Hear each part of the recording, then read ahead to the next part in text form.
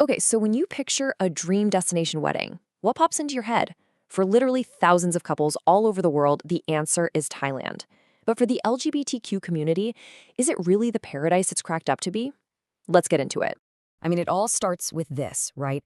This is the postcard image. You've got these unbelievable beaches that just scream romance and promise the most perfect backdrop for saying, I do. And then you add in the famous Thai hospitality. You know, there's a reason it's called the land of smiles. It's this promise of a warm, genuine welcome for absolutely everyone who sets foot there. So you put it all together, and it really does look like a perfect haven for love. But is that the full story for everyone? So, how did Thailand become the place to go? Well, it definitely didn't happen by accident. The country has been so smart about cultivating this image, really becoming a beacon for couples from all over, but especially for those in the LGBTQ community who are just looking for a beautiful place to celebrate their love out loud and proud. So, what's the magic formula here? Well, of course, you've got the jaw-dropping venues. We're talking beaches in Phuket, mountains up north, slick city rooftops in Bangkok. But it goes way deeper than that. There's a real, genuine culture of acceptance. And let's be real, it's also a savvy economic move. Thailand's tourism industry is actively going after the pink bot, which is the huge spending power of LGBTQ tourists. It's this perfect storm of amazing culture, smart economics, and progressive thinking that makes it so incredibly appealing. And that right there leads us to the big flashing question mark. You can have the perfect ceremony, the flowers, the family, the blessings, but when the party's over and you look at the paperwork, does any of it actually count in the eyes of the law? And this is where the dream runs smack into a pretty harsh reality. You see, there's this massive gap between the warm social acceptance you feel everywhere you go and the cold, hard text of the law. It's the central paradox of this paradise. And there you have it, in black and white. While you can have the most beautiful, meaningful ceremony of your life, right now, same-sex marriages are just not legally recognized in Thailand. That dream hits a very real, very solid legal wall. So, what's the alternative? Well, the law offers the option to register as life partners. Now, that might sound like a decent compromise, but it's really not the same. This status gives you less than half the rights of a marriage, and that leaves couples really vulnerable when it matters most. Think about medical emergencies, inheritance, or even legal rights concerning their own children. I mean, just look at this chart. It lays it all out so clearly. For married straight couples, all the big life stuff, dividing assets, inheritance, it's all protected by law. But for same-sex life partners, the law basically says, you guys have to figure it out on your own.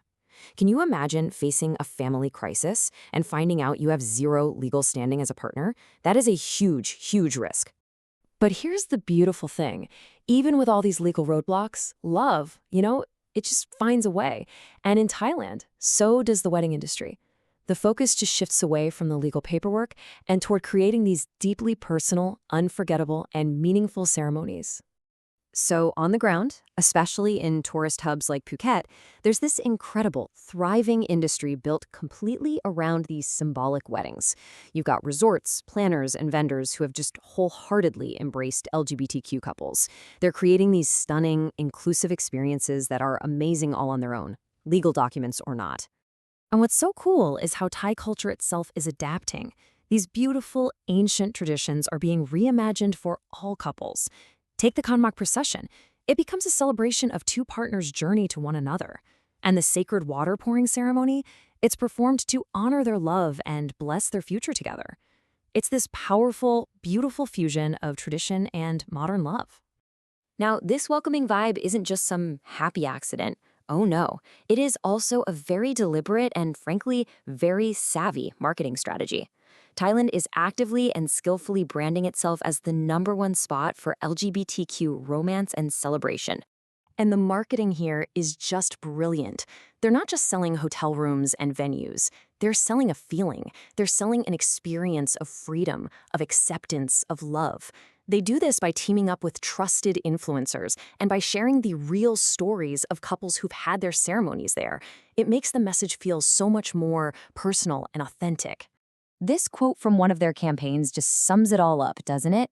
The message is so simple and so powerful. Thailand is a place for love, for romance, a place where you can make memories you'll cherish forever. So, at the end of the day, the goal is to cement Thailand's reputation not just as a place you visit, but as a place where you experience love, and then you share that incredible experience with the rest of the world. It's about building a global brand, one beautiful, symbolic wedding at a time. And so, we end up right back where we started, with this central paradox.